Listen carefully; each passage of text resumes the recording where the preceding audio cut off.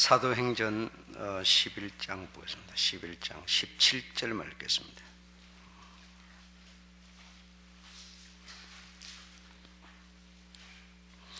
(17절) 다 같이 읽겠습니다. 시작. 그런즉 하나님이 우리가 주 예수 그리스도를 믿을 때에 주신 것과 같은 선물을 저희에게도 주셨으니 내가 누구간데 하나님을 영이 맡겠느냐 하더라. 아멘.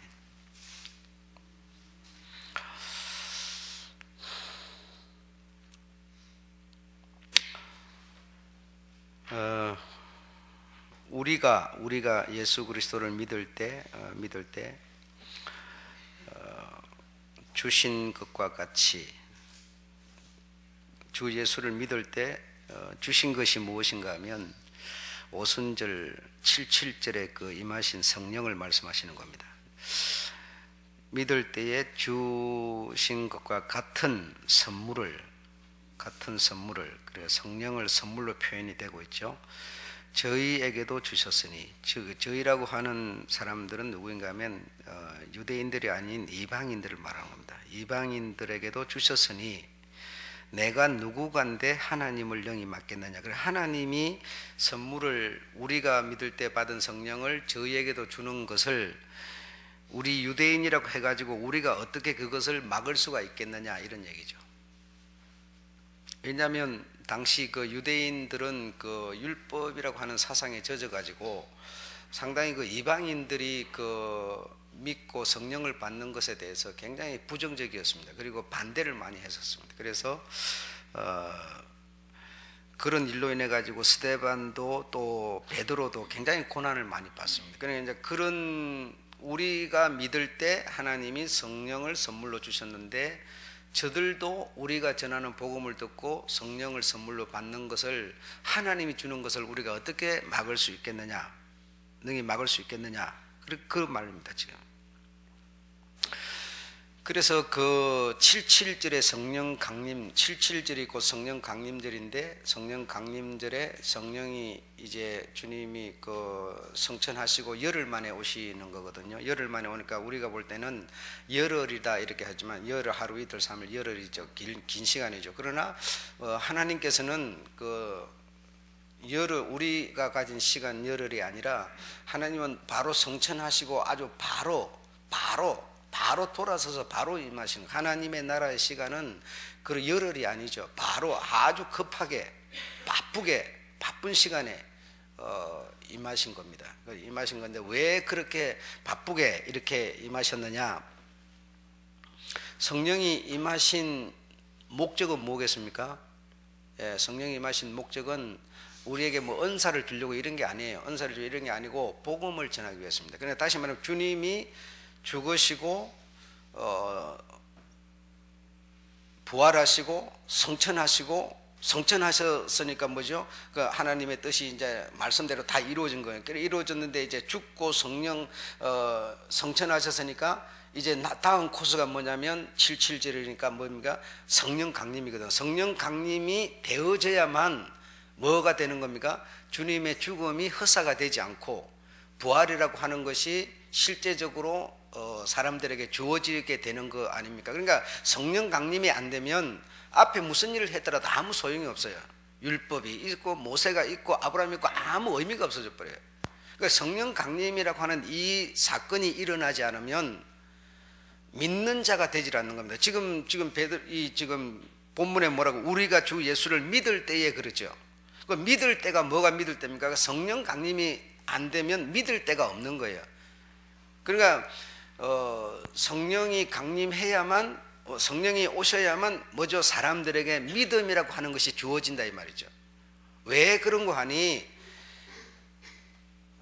다시 말하면 사람에게 영이라고 하는 것이 이렇게 가야만 되는데 우리 영이 다 죽었어요. 영이 죽은 영을 갖고 있는데, 영적 존재인데 죽은 영은 여기에 우리는 뭐죠? 사는 영이고 살려주는 영. 다시 말하면 어머니 같은 우리에게 아버지가 와야만, 다시 말하면 우리가 소생을 하게 돼 있어요. 죽은 영이기 때문에 그 영이 내게 이렇게 와야만 그때서 내가 드디어 믿는 자가 된다 이 말이에요. 믿는 자가. 그래서 그냥 교회에 나와서 그냥 이렇게 뭐 한다고 믿는 자가 아니고 성령, 다시 말해 하나님의 말씀이 여러분에 가서 여러분이 그 말씀을 믿어 아멘 내 것으로 삼을 때, 다시 말하면 우리는 죽은 영이 오신 영으로 우리가 거듭나게 되는 것이죠. 거듭나게 되는 거죠. 그래서 성령 강림이 없으면 주님이 부활하셔서도 나와는 상관이 없고, 주님이 죽어서 우리의 모든 죄를 씻으셔서도 나와는 상관이 없고, 그래서 성령 강림이 그렇게 7.7절이 중요한 거다 이 말이죠, 여러분. 그래서 그렇게 이해를 하지 않고 사람들이 어떻게 생각을 하는가 하면 무슨 은사 주러 온 줄 알아요, 여러분. 은사 주면 뭐 할 겁니까? 앞에 것이 소용이 없는데, 믿는 자가 안 되는데, 성령 강림이 안 오면 내가 믿는 자가 아니란 말이에요. 성령 강림이 있었기 때문에 그 성령이 오신 목적은 뭐라고요? 복음을 전하는 거라고 그랬죠. 복음을, 성령으로가 아니면 복음은 전해지는 게 아니죠. 복음이 안 전해지면 뭐가 안 생겨요? 믿는 자가 안 생기지. 믿는 자가 안 생기는 건 뭐예요? 구원이 안 되죠. 그리고 주님이 부활했으면 뭐 할 겁니까? 속죄했으면 뭐 할 거예요? 아무 소용이 없는 거란 말이에요. 이만큼 성령 강림은 누구에게 특별히 뭘 주고 이게 아니다니까요. 이게 만약에 이 7.7절이 안 이루어졌으면 세상에 복음이 전해질 수가 없다 이 말이죠. 아무런 의미가 없는 거예요. 내 혼자서 내가 똑같이 생긴 놈 자식을 하나 나가고 살고 싶다. 내가 아무리 살고 싶다 하면 뭐 할 겁니까요? 소용이 없죠. 남녀가 합하여져야 되는 거죠. 내가 꿈을 갖고 소망은 아무 소용없는 거란 말이에요. 내가 영생하고 싶다, 부활하고 싶다, 그 꿈을 갖고 있으면 무슨 소용이 있어요? 그 실제로 그 어떤 암컷에 수컷이 가서 붙어줘야만 된다 이 말이에요. 내가 영적 존재다 보니까 그런 꿈을 가질 수 있고 그런 믿음을 가질 수 있지만, 그 믿음이 현실이 되도록 실제로 와서 이게 연결이 안 되지만 아무 소용. 그래, 그게 뭐냐면 성령 강림절이라는 겁니다. 그래서 성령 강림 이것이 없으면, 그래, 우리는 믿는 자도 아니고 믿는 자가 아니니까 아무런 의미가 없는 거예요. 그런데 여기다가 자꾸 지금 거짓 복음이 들어가가지고 뭘 갖다 첨가를 시켰냐면 행위를 첨가시킨 거예요. 율법을 첨가시킨 거예요. 율법 지킨다 구원이 됩니까? 행위 좋다 구원이 됩니까? 자꾸 그렇게 지금 첨가시켜 버리니까 뭐가 돼서 대신에 복음이 죽어버린 거예요. 복음이, 여러분. 그걸 아무리 제가 설명을 해도 여러분이 들은 게 있어 갖고 이게 거듭나지질 않는 거예요. 예. 그럼 유대인들이 율법 그렇게 잘 지켰는데, 그러면 그걸로 될 것 같으면 오순절이 무슨 필요가 있느냐 이거예요. 응? 그래서 오순절의 성령 강림으로 인해서 믿는 자라고 하는 것이 발생을 했고, 그 믿는 자가 다시 말해 주님이 가신 그 길의 영광이 우리의 영광이 되는 거다 이거죠. 예.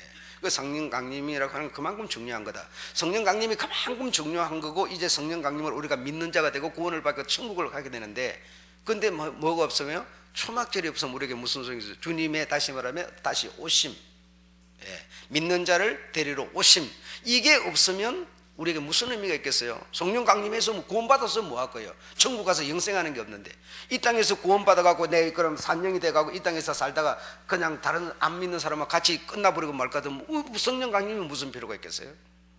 안 그래요? 이 정도 되는데도 천국을 못 믿는다면 이건 어쩔 수가 없습니다. 여러분의 영혼이 지금 고장난 거예요. 방법이 없어요, 여러분. 고칠 방법이 없다니까. 주님의 휴거, 재림, 이것이 여러분에게 믿음으로 오지 않는다면 이거는 여러분 내 영혼이 고장난 겁니다. 자동차 고장난 것처럼. 성령 강림을 해서 뭐 성령 강림은 현실적이었잖아요, 여러분. 사실은 역사적인 사실이잖아요, 이거는. 예. 그 지금 다시 오심은 사실이 아니죠. 이거는 믿음 안에만 살아있을 뿐이죠. 그러니까 성령 강림이라고 하는 것이 없으면 믿는 자가 없는 거고, 믿는 자가 없으면 뭐죠? 초막절이 무슨 필요가 있겠어요? 그러니까 구원을 받은 이것이 실제적으로 알맹이가 돼야만 그 초막절에 우리가 주인이 될. 그래, 우리가 그 신부가 되려면 초막절에 주님이 재림해서 오시는 이것이 없으면 앞에 것이 있은들 뭐하냐, 구원받아서 뭐하고 부활해서 뭐하냐 이거예요, 여러분. 이 땅에 살다가 똑같이 죽어버리고 마는 건데, 그렇죠? 그러니까 이 초막절의 영광, 부활, 재림해 오시는 주님, 이거는 아직 현실적으로 이루어지지 않은 거지만 이거는 너무나 그냥 사실인 거예요. 남녀가 결합하여 동거하고 이렇게 하면 자식이 생기는 것처럼 똑같은 이치라니까, 여러분. 못 믿는, 이건 내 영혼이 고장난 거지. 어쩔 수가 없어요, 여러분. 이거는 고칠 수가 없어요, 이거. 내 영혼을 뜯어 고치기 전에.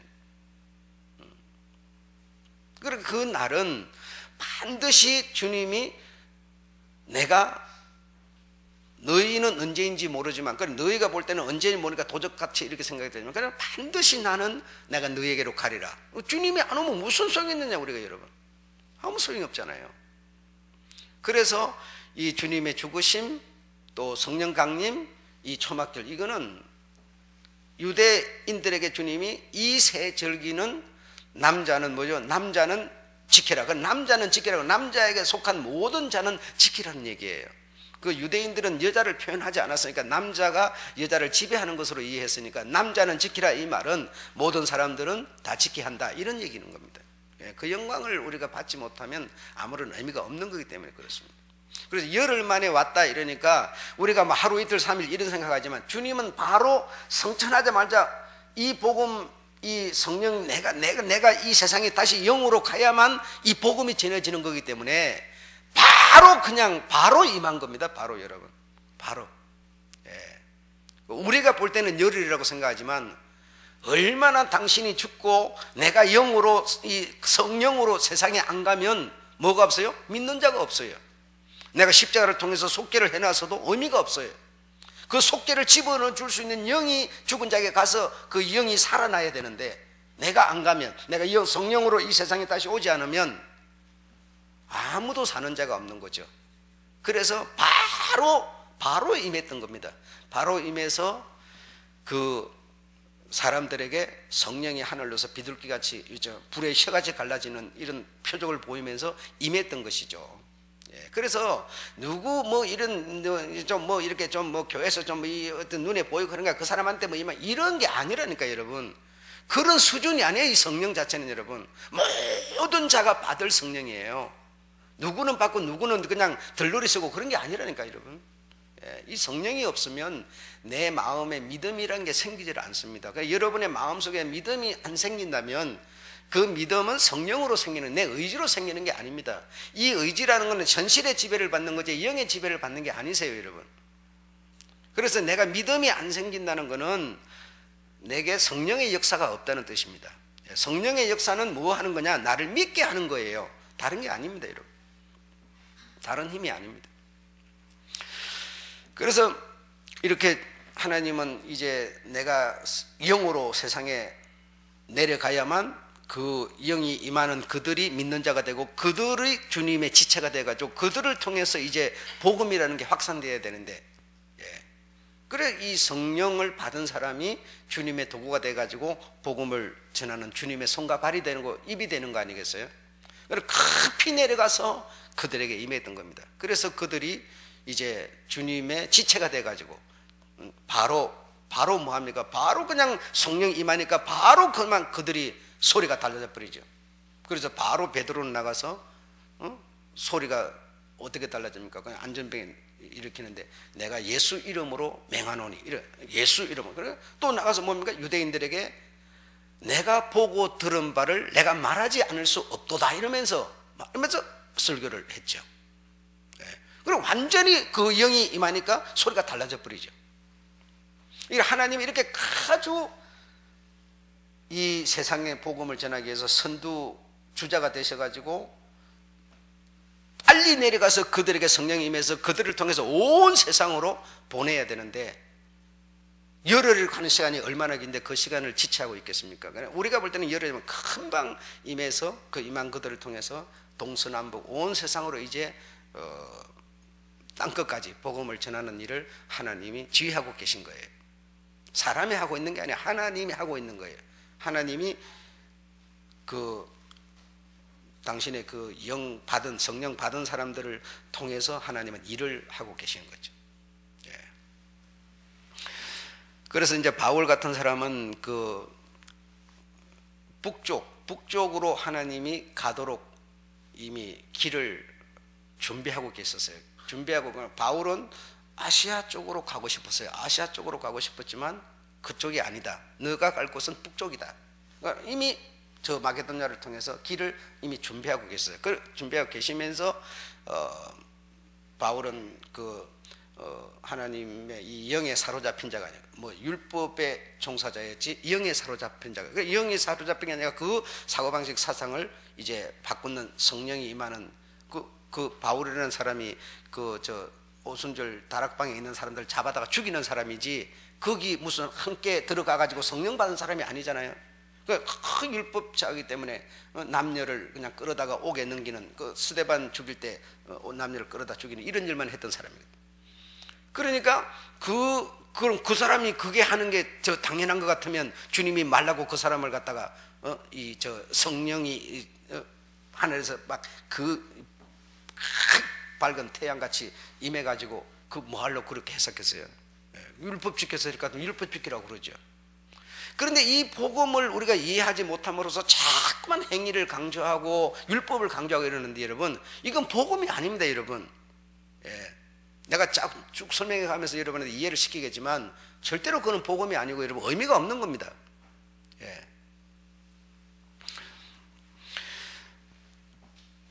고린도서 11장 26절에 27절에 보면, 그래 바울 같은 사람이 이제 주님의 그 도구가 돼 가지고 이제 이 말을 타고 갔는지 뭐 그냥 걸어서 갔는지 막 하여튼 가는데 막 성령이 임해 가지고 이제 완전히 변화된 사람이 되죠. 그래 가지고 이 사람이 얼마만큼 강력한 주님의 도구가 됐습니까? 그러니까 이 사람이 이렇게 성령을 받아서 이런 일을 하고 있지만, 내가 이 일을 이렇게 하는 게 맞는지 저렇게 하는 게 맞는지, 자기가 뭔가 이렇게 뭐 이게 이 분별이, 이 선악이 분별이 되는 상태가 아니에요. 그래서 성령이 그냥 시키는 대로 지도하는 대로 그냥 막 그냥 어이없심, 자부심 막 이런 것까지 포함돼 가지고 이런 일을 하는 거예요. 무슨 뭐 이 내가 가는 이 길이 맞는지 뭐 가부를 물어봐가면서 이런 수준이 아니에요. 오늘까지 누가 그렇다고 지도를 하고 있는 것도 아니기 때문에 그냥 마음속에 성령이 지시하는 바를 따라서 그냥 막 이리 가라가 뭐 이리 가고 저리 가면 저리 가고 그냥 하라 그러면 하고 막 그냥 그렇게 지금 이 하나님이 그 성령 받은 사람들을 통해서 이를 지금 도구로 쓰는 거예요.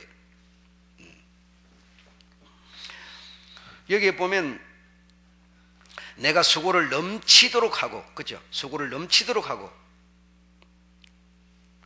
옥에 갇히 기도 더 많이 하고, 매도 수없이 맞고, 여러 번 죽을 뻔 하였으니, 유대인들에게 40에 하나 감한매, 그래 40 때려버리면은 사형 되는 사람이나 40 때리는 거예요. 사형자가 아니니까 40에, 그러니까 사형에 가까운 만큼 이 성령 받은 사람을 유대인들은 핍박을 했다 이 말이죠.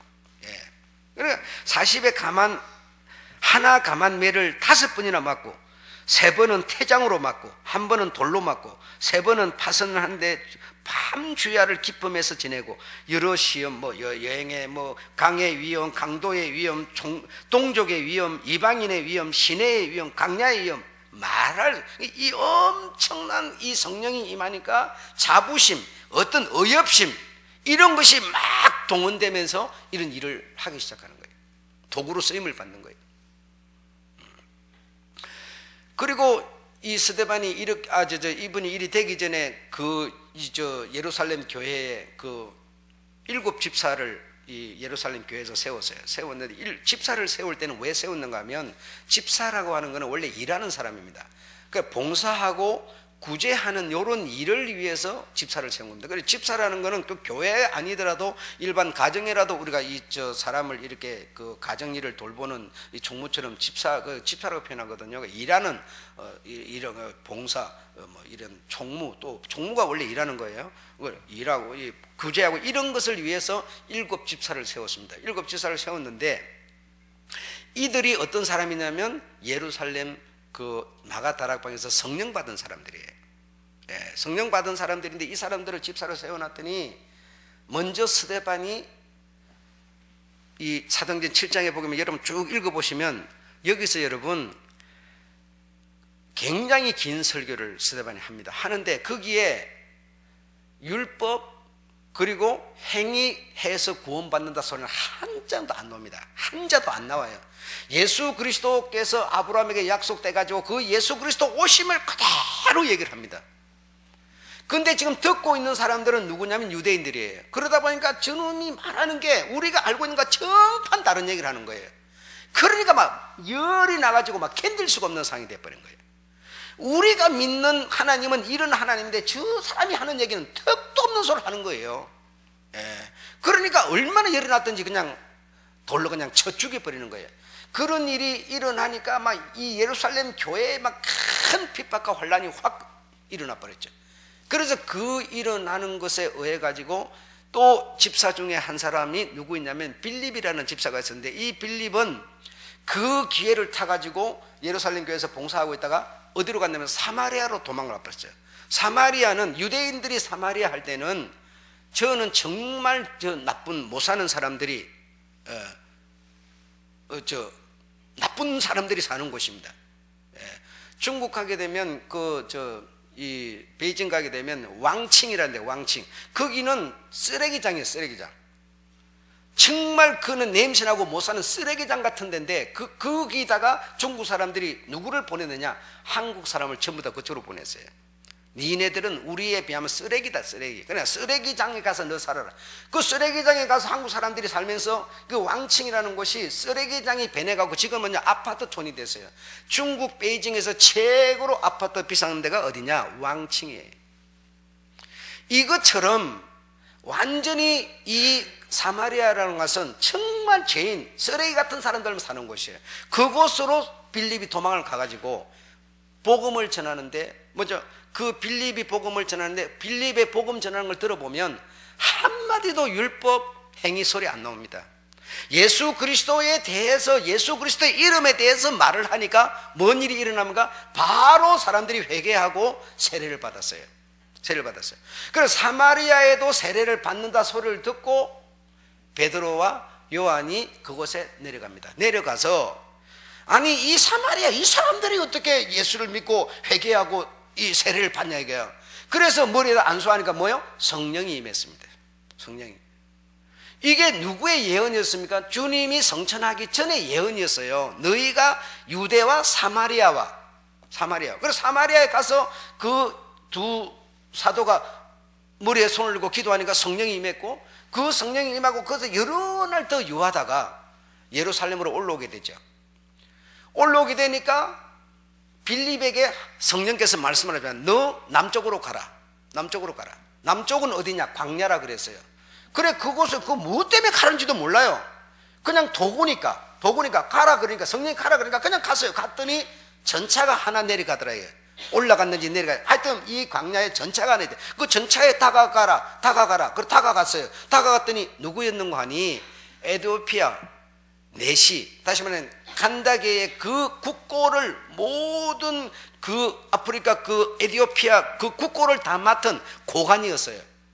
그 여잔지 하여튼 뭐 내시라니까 뭐 우리가 볼 때 그냥 뭐 이 남자 내시도 있으니까 모르겠어요. 남자 여자 모르겠어요. 하여튼 이 간다게의 어떤 이 국고를 맡은 고관이 책을 펴서 읽고 있는데 보니까 이사야서를 읽고 있더라고요. 예루살렘에 올라와서 제사를 지내고 내려가는 길이었어요. 그래서 네가 읽는 그 글이 무슨 글인지 아느냐 그러니까, 지도하는 사람이 없으니 내가 어떻게 알겠느냐 그랬어요. 그래서 타락해서 올라앉아가지고 그것은 예수 그리스도에 대해서 설명하는 거다. 다시 말하면 양처럼 끌려가고 뭐 어떤 이런 얘기예요. 이사야 53장에 있는. 그래 이게 누구가 얘기하는 거냐? 이거는 바로 하나님의 아들 예수 그리스도가 이렇게 될 것이다라는 것을 말하고 있는 거다. 이렇게 설명해 주니까 뭐요? 내가 세례 받을 이유가 못 받을 이유가 뭐냐 해가지고 물 있는 데서 바로 세례를 받죠. 무슨 행위를 언제 고쳐갖고 세례받고 이런 게 아닙니다, 여러분. 복음이라는 거는 행위와 상관이 없는 겁니다, 여러분. 행위 보고 만약에 구원을 준다면 주님은 여러분 차별을 두는 겁니다. 안 그렇습니까? 복음에는 차별이 없는 거예요. 행위가 고쳐졌든지 말았든지 상관없이 복음을 듣고 아멘 믿으면 바로 그 사람은 복음을 듣고 구원을 받고 믿는 자가 되는 겁니다. 믿는 자가 되고 나서 자기가 행위를 하는 거는 지 알아서 할 일이에요. 지 잘하면 세상에서 욕 안 먹고 상 받고 잘 사는 거예요. 형통한 거예요. 그리고 하나님 나라 가서도 상 받는 거예요. 믿는 거하고 행위는 전혀 다른 얘기입니다. 그런데 지금 교회들 속에 전부 행위라고 하는 것이 파고들어서요. 이게 뭐냐? 바로 이단 사상이에요. 예. 그래서 여러분 빌립 그 7장에도 읽어보시면 바로 빌립은 내가 한번 읽어봐 드릴까요? 그 빌립이 무슨 얘기를 하는가? 빌립이 하는 얘기 여러분 특별한 얘기 아니에요.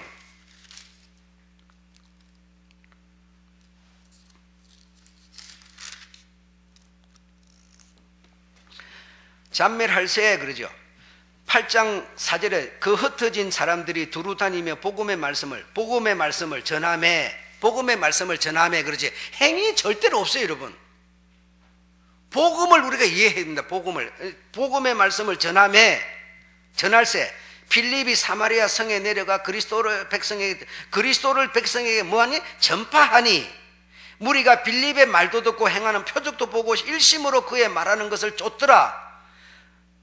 많은 사람에게 붙었던 더러운 귀신이 크게 소리 지르며 나가고 또 많은 중풍자 안전매가 일어나니 그 성에 큰 기쁨이 있더라.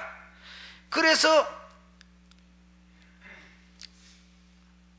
자 14절에 보면 예루살렘에 있는 사도들이 사마리아에도 하나님의 말씀을 받았다 함을 듣고 베드로와 요한을 보내매 그들이 내려가서 저희를 위하여 성령 받기를 기도하니 이는 아직 한 사람도 성령이 내리신 일이 없고 오직 예수의 이름으로 세례만 받았을 뿐이더라.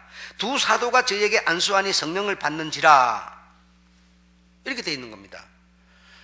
그래 복음을 전한다는 게 여러분 무엇인지를 아셔야 돼요. 복음을 여러분. 그래서 빌립은 하나님의 영이 명해가지고 어느 쪽으로 보냅니까? 지금 남쪽으로 가라.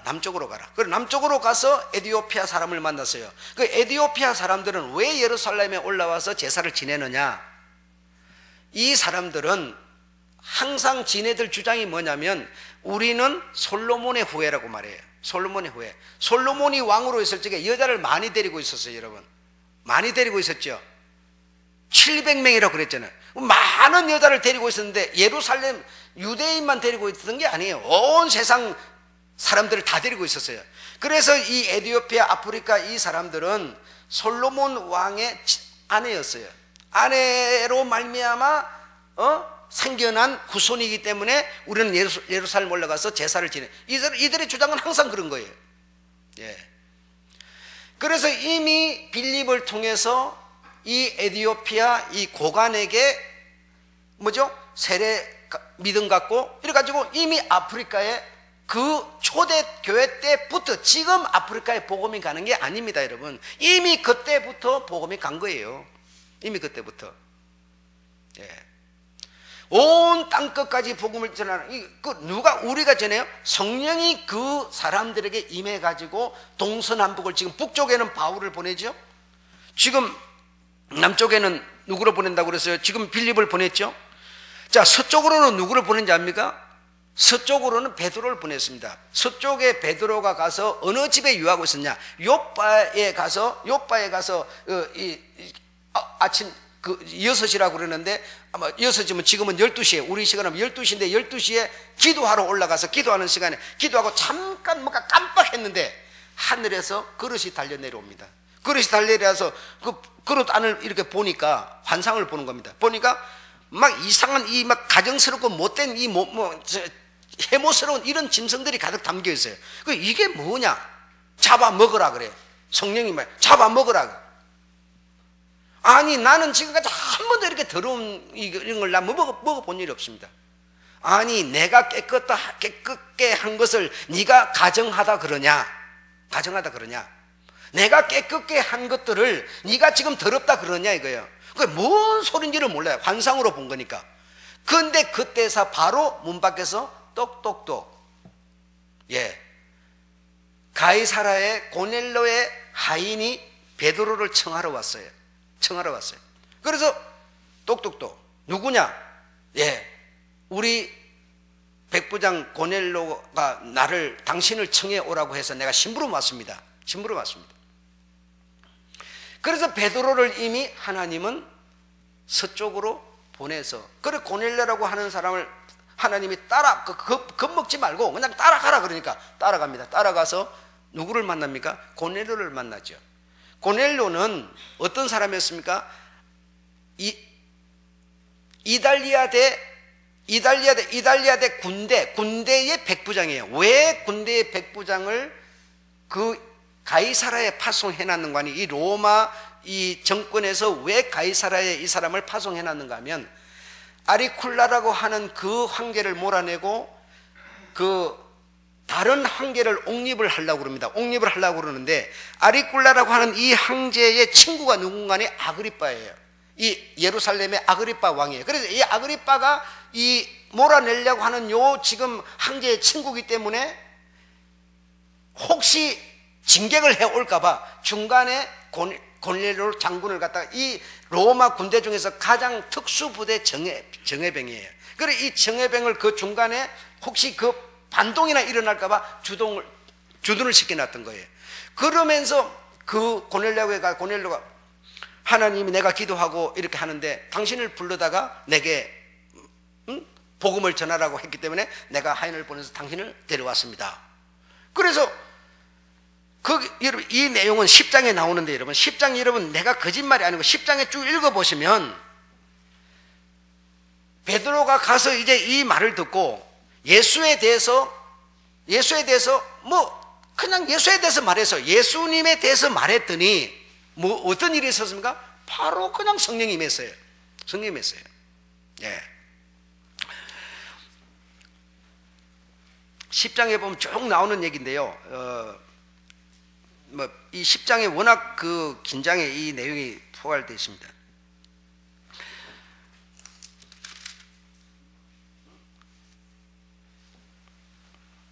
베드로가 이 말할 때에 성령이 말씀 듣는 모든 사람에게 내려오시니, 예. 44절, 10장 44절에. 그래, 고넬료를 만나가고 이런저런 얘기를 듣고 이제 베드로가 예수에 대해서 설명을 해줍니다. 자, 40절부터 가면 하나님이 사흘 만에 다시 살리사 나타나시되 모든 백성에게 하신 것이 아니요 오직 미리 택하신 정인 곧 죽은 자 가운데서 살아나신 후 모시고 음식을 먹은 우리에게 전하신 것이라. 우리가 명하사 백성에게 전도하되 하나님이 산자와 죽은 자의 재판장으로 정하신 자가 이 사람인 것을 증거하게 하셨고 저에 대하여 모든 선지자도 증거하게 하되 저를 믿는 사람들이 다 그 이름을 힘입어 제사함을 받는다 하였느니라. 베드로가 이 말할 때 뭐 하더라? 성령이 내려오시더라. 이렇게 돼 있어요. 여러분, 복음이라는 거는 그래서 누구든지 잘 배웠든지 못 배웠든지 누구든지 듣고 믿을 수 있는 겁니다. 복음이라는, 여러분 어려운 게 아니에요. 행위가 잘해갖고 무슨 믿는 자가 되는 게 아닙니다. 절대적으로. 예. 그런데 이 교회라고 하는 교회들이 얼마나 지금 썩었는가를 여러분 이해를 하셔야 됩니다. 여러분, 그렇게 되다 보니까 복음이라는 게 전해지지를 않는 거예요. 이렇게 지금 복음을 말하면 여러분 마음속에서는 그래갖고 되냐고 자꾸 지금 율법주의로 돌아가는 겁니다. 지금. 예. 그래서 서쪽에는 이 베드로를 요바에 이미 하나님이 보내가지고 고넬료를 만나게. 그래 고넬료가 이제 아리쿨라랑 그를 폐위시키고 그 다음 누구를 황제를 이제 옹립했기 때문에 임무가 완수됐어요. 임무가 완수되고 나면 이 고넬료가 어디 있겠습니까? 쥐가 돌아온 곳이 어디입니까? 로마로 돌아가죠. 로마에 돌아가가지고 바울이 로마에 들어가니까 어떤 상황이 벌어졌습니까? 이미 기부인들이 믿는 사람들이 바글바글 했다고 그러죠. 누가 그리 했습니까? 하나님이 고넬을 통해서 이미 그렇게 해놓은 거예요. 바울은 이미 딱 들어가 그냥 완전히 왕 대접 받는 거예요. 그냥 들어갔더니. 예. 이렇게 하나님이 길을 다 닦았던 겁니다. 예루살렘과 사마리아와 땅끝까지 주님이 동서남북 온데 지금 다 길을 닦은 겁니다. 자, 그래 동방선교. 그러니까 동쪽에는 또 누구를 보내느냐? 누구를 보냈는지 아세요, 여러분? 도마를 보냈어요. 도마를 AD 47년에 바로 인도로 보냈습니다. 예. 이 동방으로 이 도마를 보내가지고 7월 3일 날 도마가 순교하지요. 예, 순교합니다. 그래서 이 인도에 지금 들어가서 AD 72년에 순교하지만 그 들어가기는 42년에 들어갔는데 42년에 들어가가지고 한 30년 동안 복음을 이 도마가 전한 겁니다. 전하다가 한 30년 정도 그렇게 하다가 72년에 이제 순교를 당하게 되는데, 거기서 여러분 그 들어서 다 기억하고 있을 겁니다. 이미 다 한 얘기들이에요. 아유타국의 공주 항옥이라고 하는 자가 48년에 붉은 깃발을 들고 어디를 간다고요? 붉은 깃발을 하는 것은 예수님의 그 보혈을 상징하는 깃발을 앞세워 가지고 이 동방의 군자의 나라가 있었으니 하는 그 군자의 나라 가야에 도착을 합니다. 그때 이미 이 무슨 100년 전 150년 전에 이 선교사들 오니까 그때 이 땅에 복음이 온 줄 압니까? 아니라니까요. 이미 하나님이 초대교회 때 온 사방 동서남북에 성령이 이미 복음을 다 전해버렸어요. 여러분, 이 동방의 군자의 나라라고 하는 이곳에 인도에서 도마를 통해서 구원받고 은혜 받은 그 왕의 딸이 가야에 와가지고 가야에서 이 동방의 군자의 나라에 뭐죠? 복음을 다 전했어요. 그때 이 일이 있기 전에 벌써 중국 같은 나라는 요순 할 것 없이 전부가 하나님의 그 말씀을 이 아라라산을 넘어서 사람들이 전부 중국이 한국보다 더 복음이 먼저 들어왔죠. 그래서 지금도 제가 여러분이 얘기해요. 중국의 천단 같은 데 가면 양 잡아갖고 그 피 보고 이 제사 지내는 그 돌에 새겨져 가지고 그 하늘같이 높은 그 천단에 다 새겨져 있습니다. 그래서 그 중국에도 이미 하나님이 복음을 다 전했는데, 중국에서 그 복음이 훼손된 것은 시황제, 그다음에 진시황 때에 진시황이 용의 문화를 받아들이게 되죠. 용의 문화는 다시 말하면 바벨론 문화인데, 바벨론 문화, 인본주의 문화를 받아들이면서 중국이 타락하기 시작하는 겁니다. 그래서 그때부터 하나님 믿는 그런 이제 문화가 아니라 전부 어떤 귀신 문화, 용의 문화, 인본주의 문화 이런 것이 득세를 하면서 그냥 무당들이 정깨나 봐주고 뭐 이런 액문이나 떼어주는 이런 종교로 전락해버리게 된 거죠. 한국도 역시 이 군자의 나라의 이 홍익 인간이라고 하는 이 군자의 나라의 이 복음이 이런 왕의 딸로 인해 갖고 와가지고, 그 일본도 이미 그때 들어가고, 그럼 온 세상에 여러분 100년 전에 복음 전해진 게 아닙니다. 이미 다 초대교회 때 하나님이 성령 강림해 하셔가지고 사람들을 통해서 동서남북 온 세계로 다 보낸 겁니다. 우리가 생각할 때는 무슨 바울이 로마를 통해서, 바울은 북쪽으로 갔을 뿐이에요. 동쪽 서쪽 할 것 없이 베드로가 고넬료에가, 고넬료는 로마를 통하고 도마는 인도를 가가지고 인도에서는 중국에 전부 이 동남아시아를 다 복음화시키고, 주님이 그렇게 급하게 온 세상을 복음화 다 시킨 겁니다. 그래서 베드로가 환상을 보니까 딱 바구니에 이런 지렁이 같은 것도 있고 무슨 핀을 뭐 없는 것도 있고 이상한 것이 막 이게 담겨 있다. 그래, 왜 이런 것을 내게 보여주냐?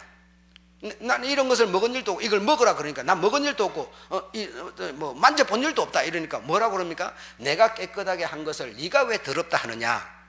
이 말이 뭡니까? 그게 뭔 뜻인지를 몰라요. 그래서 뭔 뜻인지를 모르는데, 그래서 하나님이 가르쳐 준 게 뭡니까? 고넬료가 보낸 하인을 따라서 간 거 아닙니까? 갔더니 뭡니까? 이방 사람들이 그 바구니에 담겨 있는 그 가정스러운 것으로 이해를 시켜주고 있는 거죠. 이방 사람들이, 여러분 복음이 가기 전에 이방 사람들이 무슨 행위가 어디 있습니까? 근데 하나님은 그 이방 사람들에게 뭐라고 그러냐? 내가 깨끗게 했다 이런 말이에요. 너는 복음만 전하면 된다는 거 아닙니까? 그러면 그들은 믿을 것이라 이 말 아닙니까, 여러분? 예. 복음은 바로 이런 겁니다. 이렇게 우리 주님은 성령으로 오셔가지고 온 동서남북의 복음을 이미 초대교회 때 다 전해버렸는데, 그래가지고 온 세상에 믿는 자가 바글바글하고, 여러분 소련만 하더라도 러시아가 되기 전에 소련 얼마나 복음이 강력했는지 아십니까? 얼음이 여러분 1m씩 되는데 그 얼음을 깨가지고 그 속에다 믿는 자를 다 쑤셔 넣어가지고 다 참상시켰어요. 그래도 부인하지 않고 순교를 당했어요.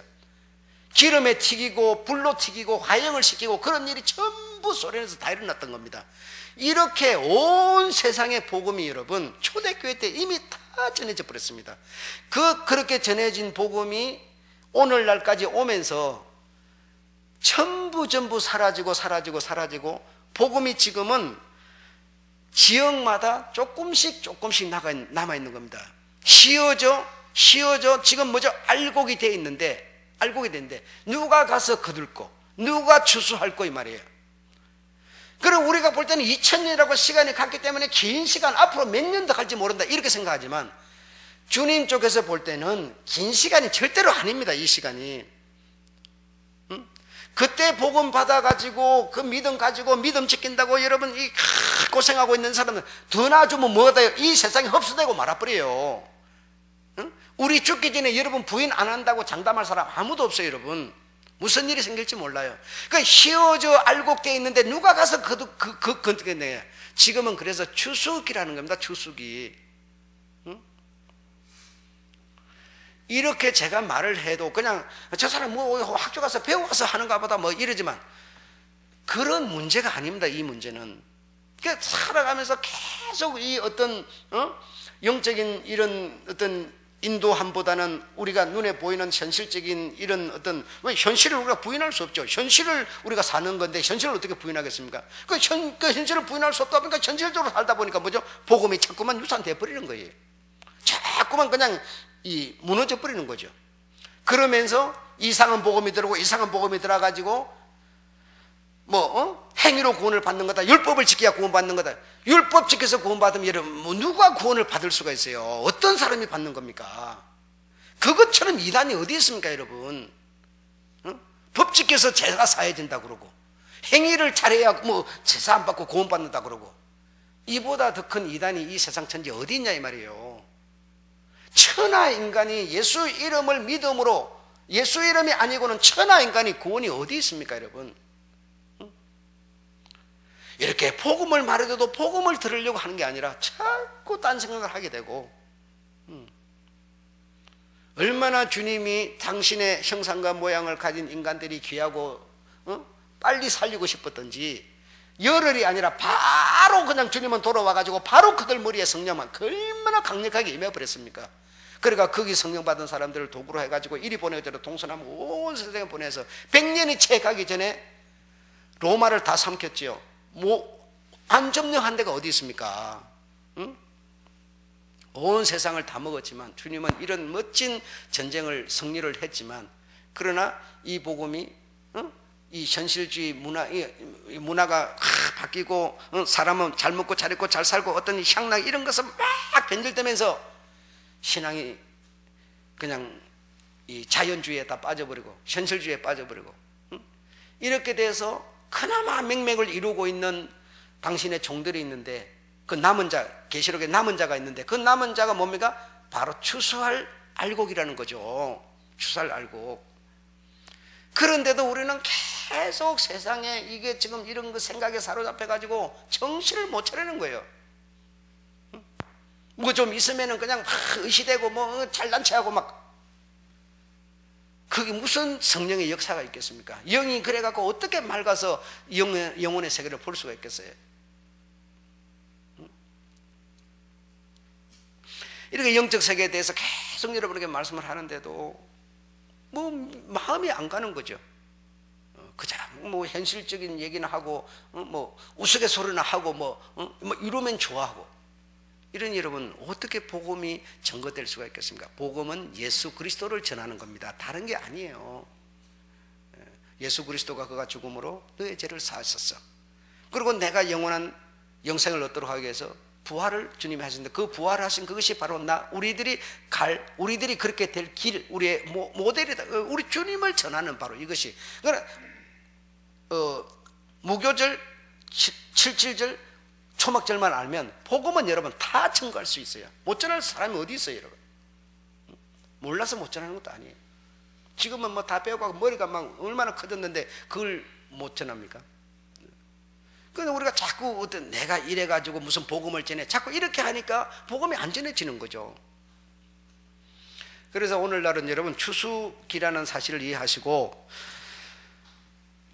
주님 이 초막절 오시는 그때 정말 등 준비하고 다 준비하고 있던 이 정결한 신부가 지되어서 그 주님의 나라의 그 환영잔치에 우리가 딱 들어가야만 돼야 되니까 영이 맑고 이 세상에 휩쓸리지 말고 세상과 정말 물과 기름처럼 이렇게 좀 구별될 수 있는 이런 자세, 이런 안목, 이런 정신들이 필요한 거죠. 우리에게는. 아셨죠? 예, 마치겠습니다.